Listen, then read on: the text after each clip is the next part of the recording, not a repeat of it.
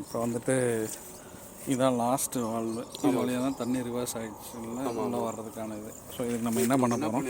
ஒரு 6 inch valve வாங்கியிருக்கோம். So தண்ணி வந்து இங்கே நமக்கு எந்த ஒரு பிளாக் பண்ணுறதுக்கான ஆப்ஷன் இல்லாதனால தண்ணி ரிவர்ஸில் வருது. ஸோ நம்ம இப்போ வால்வை வாங்கி இந்த எல்போவை ரிமூவ் பண்ணிவிட்டு இங்கேருந்து வால்வை போட்டு நம்ம இங்கேருந்து ஆப்ரேட் பண்ணுற மாதிரி. ஸோ நம்ம இதை க்ளோஸ் பண்ணிட்டோம்னா நமக்கு தண்ணி உள்ளே வரதுக்கு எதுவும் பாசிபிலிட்டி இல்லை. அதாவது ரிவர் வாட்டர் இந்த சைட்லேருந்து தண்ணி இப்படி வந்தாலுமே இது வழியாக உள்ளே போகாது. ஸ்டார்டிங்கில் இது தான் நமக்கு தண்ணி வச்சுக்கிற மாதிரி கம்ப்ளைண்ட் வந்தது. ஸோ நமக்கு அந்த ரெயின் வாட்டர் இன்ஸ்லேயும் நம்ம வால்வ் 2 சைடும் போட்டுட்டோம். ஸோ லாஸ்ட்டாக இப்போ இந்த சைடு போட்டால் நம்ம தண்ணி உள்ளே வராமல் இருக்கிறதுக்கு நம்ம பிளாக் பண்ண போகிறது. ஓகே, பிளாக் பண்ணால் அந்த வயலில் ஃபுல்லாக எங்கேயுமே தண்ணி வராது. ஏன்னா எல்லாத்தையும் பிளாக் பண்ணிட்டோம்.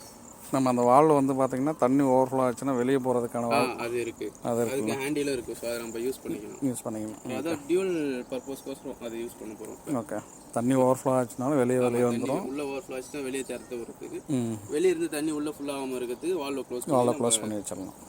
இது முடிச்சிட்டோம்னா நம்ம ரிவர்ஸ் ஆன ப்ராசஸ் எல்லாமே ஸ்டாப் பண்ணியாச்சு. ஸோ இது வந்து பி பிளாக் ட்ரான்ஸ்ஃபார்ம் பேக் சைடில் இருக்குது இந்த வால்வு. ஓகே, இதுதான் லாஸ்ட் வால்வு இல்லை? ஆமாங்க சார். ஸோ தண்ணி இங்கேருந்து வந்துச்சுனாலுமே இதில் வந்து ஃபில் ஆகாது.